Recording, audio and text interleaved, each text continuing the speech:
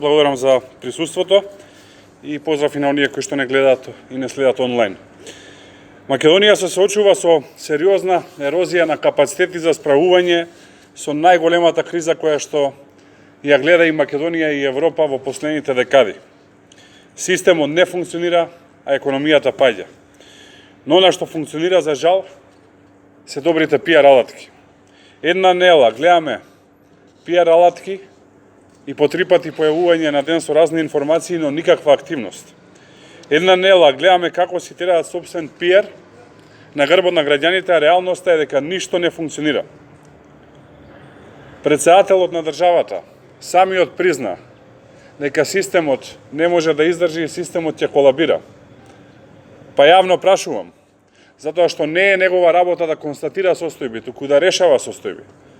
Што направил од моментот кога сватил или добил информација дека системот не може да издржи до овој момент?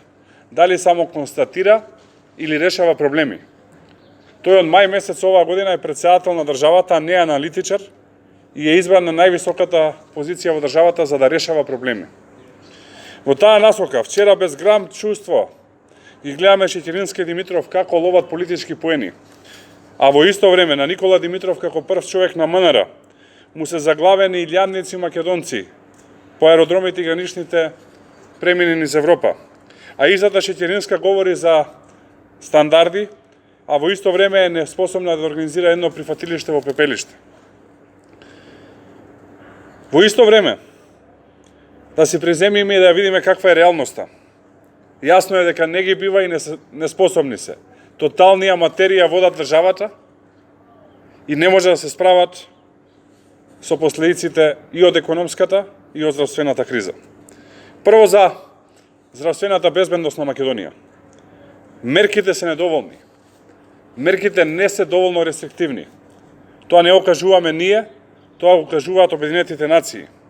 Согласно јавно достапните електронски податоци од Обединетите нации, кои се собираат преку нивните надлежни агенции, Македонија е карактеризирана во земји кои немаат јасни ограничувања во однос на приемот на лица од други држави. Повторувам, Македонија е карактеризирана во земји кои што немаат јасни ограничувања во однос на приемот на лица од други држави. Регионално нашата земја се вројува во Централна Европа и за споредба со останатите земји има далеку помали рестрикции. Имено според официјалните податоци на Обединетите нации, 63% од земјите членки на Европската Унија забрануваат влез на одредени националности. Например, италијанци не можат да влегуваат во Германија. 26% од европските земји забрануваат влез од други земји и 11% дозволуваат влез само со одветна медицинска документација. Македонија според ова рангирање не спаѓа во ниту една од овие групи и спаѓа во други забрани што се многу помалку рестриктивни.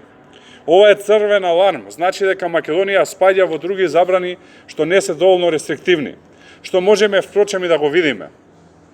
Одлуките за затварање на гранични премини или на аеродромите доаѓаат од како ќе се појават случаи.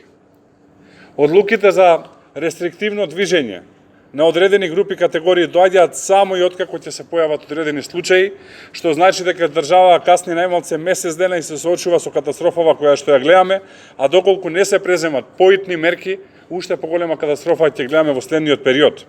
Затоа ВМРО-ДПМН бараше веднаш воведување на кризна состојба. Нешто што не го прифати СДСМ со цел да можат да си ги носат законите, односно согласно уставот, уредбите со законска сила, кои што верувајте ќе бидат од корист на богатење на фамилијата околу Зоран Заев. Ќе го видите тоа за многу брзо какви уредби со законска сила ќе се донесат. Во однос на економијата, на бизнисот итно му е потребна инјекција, свежи пари и помош. Потребни се капитал и знаење за да се помогне на бизнисот. Што побрзо да се преземат мерки за да се спречи економска катастрофа. Веќе има помасовни отпуштања од работа во одредени градови во Македонија. И очекуваме во следниот период, за жал, тие да продолжат. Покрај угостителството, туризмот, транспортот, се повеќе ќе биде погодена и автомобилската индустрија, затоа што најголем дел од странските и домашни капацитети кои што работат во Македонија се поврзани со автомобилската индустрија. Автомобилската индустрија веќе влегува во рецесија во Европа. кажав, имаме веќе најави за огромни отпуштања на огромен број на работници на секаде низ Македонија, затоа владата не презема ништо. Затоа предлагаме замрзнување на врските на компаниите кон државата, чија што работа е поврзана или е погодена со ситуацијата. Второ, замрзнување на врските на компаниите кон банките и заемодавателите, најмалце за месец марта, доколку кризата проложи, и за месец април. Трето, државата, односно владата, да ги преземе врските, да ги сторнира и да ги плати каматите по однос на кредитите на компаниите за месец марта, доколку проложи кризата, и за месец април. Четврто, државата ги плати трошоците за вработените во компаниите кои што се погодени во висина од вкупно 50% од вкупниот трошок за вработените, односно 50% од бруто плата. И конечно, последно, потребно е веднаш да се направи анализа на сето она што се случува во моментот, кои се сектори и компании се погодени, и на истите да им се исплатат субвенции од страна на државата како би можеле да го преживеат овој период. Смешни 5 милиони евра не ја решаваат состојбата. Државите околу нас одат со помош која што се брои во стотици милиони евра, дури и во милиарди евра. Потребни се субвенции за најпогодените сектори. Исто така, еден сектор кој што досега не беше споменуван, е многу значаен, тоа е транспортниот сектор. Предлагаме да не се плаќа патарина за сите оние кои што вршат транспорт на патници и на стока. Понатака државата да ја преземе обврската за трошоците за регистрација на возилата, камионите и автобусите при следната регистрација. Поедноставено, транспортните компании да не ја платат следната регистрација која ќе дојдат возилата за регистрирање. И трето, да се поделат субвенции на овие компании. Ова не е битка за поени. Ова прераснува во битка за опстанок на државата. Се што ќе се става под тепих, ќе излезе, и тоа многу побрзо што се очекува, како што излегува за жал овие денови.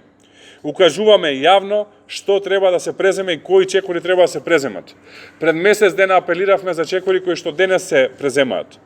Повекуваме овие мерки да се преземат денес за да го спасиме македонското стопанство, како и да го спасиме здравјето на граѓаните. Неспособноста на владата, за жал, ја видовме и ја плаќавме со криминал и сиромаштија, да не ја плаќаме со човечки животи, со изгубени работни места. Едноставно кажано, неспособни се и аматерија водат државата, но тие се во моментов и мора да направат се за да се спречат последиците со кои што се соочува Македонија. Ние честно ги нудиме нашите совети, нашите барања, тоа што можеме да го направиме како опозиција. Стручни тимови во делот на здравство и во делот на економијата работат во ВМРО-ДПМН, и затоа повикуваме овие мерки да бидат послушани. Благодарам, повелете со прашања ако има. Да, Фрид.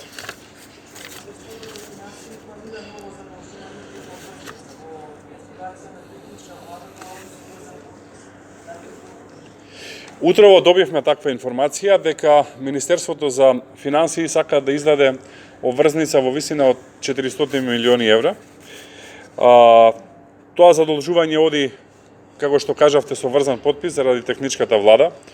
Ова е потврда практично на нашите очекувања кои што ги имавме и причините зашто се сакаше да се воведе на некризна состојба.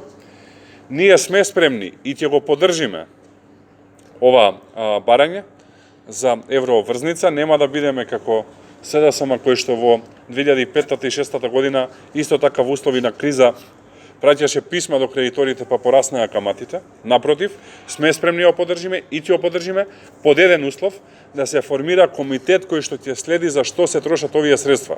Значи, потребно ни е транспарентно трошење на средствата. Да ја поедноставам, ВМРО-ДПМН ќе поддржи земање на обврзница само доколку и ако се формира комитет кој што ќе следи на дневна основа на кој начин се трошат овие средства, транспарентноста и целисходноста на трошењето на овие средства. Доколку истите се потрошат за мерките кои што ние ги предлагаме, тогаш тоа е добар чекор. Но доколку се трошат за нови вработувања во администрацијата или за сомнителни бизниси на одредени членови на семејството на Заев, тогаш секако дека нема да се согласиме.